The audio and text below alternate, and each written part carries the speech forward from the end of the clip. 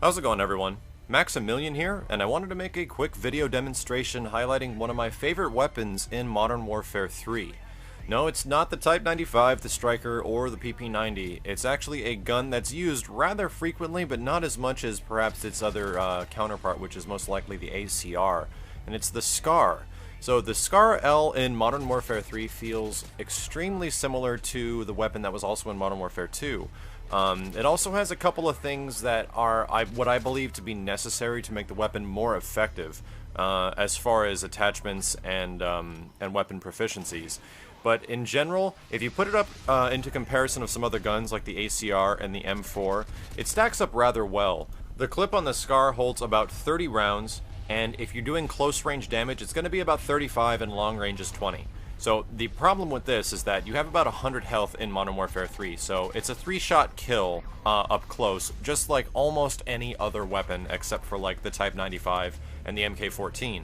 However, what's good about the gun is that the SCAR in this game concentrates fire really well, and when it comes to some other weapons, you really need kick to concentrate your fire, otherwise the bullet spray gets kind of patterned all over.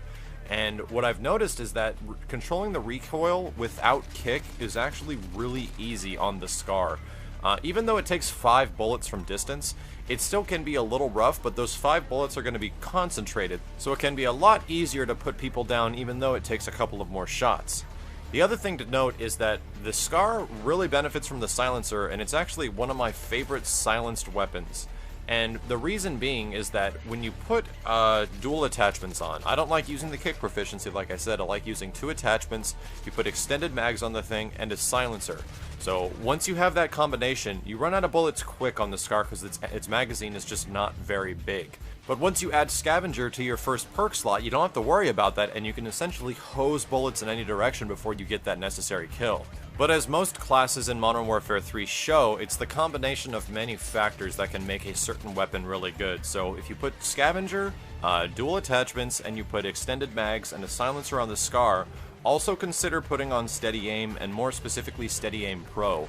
As many folks are realizing now, Steady Aim Pro is one of the best Tier 3 perks in the game, if not one of the best perks, period. It lets you exit your run faster, and especially for something like the SCAR, which already has a pretty decent amount of concentrated fire, it can do really well. It actually makes it really easy to shoot from the hip, even at mid-range, so kind of putting it into like an SMG category without the additional speed boost. But as most assault rifles show in this game, they're more tailored towards a playstyle that doesn't involve you rushing around corners and getting into enemy contact immediately. It's best at mid to long range. Even though it takes 5 bullets from distance, it actually, you'd be surprised how quickly you can put people down, especially with steady aim and stuff like that. But you're going to lose hard to SMGs and strikers up close, so you really need to be careful about what cover you're taking and what paths you're going into, because the SCAR, as with most other assault rifles, unless it's the pre-patch, Type 95, which kills in one burst up close, you're gonna get rocked. But as long as you play to its attributes positively, I think it really helps if you run assault killstreak packages with this one. I personally, my favorite loadout as far as the SCAR and all the weapons and attachments I just mentioned is running a Predator missile into attack helicopter into an AC-130. And depending on the map, those kill streaks might not be the best, but they definitely do help out in kill-death ratio, and if you're playing a game like Domination, putting up something like an AC-130 will immediately stop the enemy team from doing almost anything. Once again, I'll list on the screen some of the better attachments, proficiencies, and perks you can use to make the SCAR L effective. But thanks very much for watching. If you guys would like to see other weapon breakdowns or going into more detail about how each weapon is effective, let me know in the comments what guns you'd like to see. I'm kind of thinking about doing the G36 next because it's one of my favorite guns as well.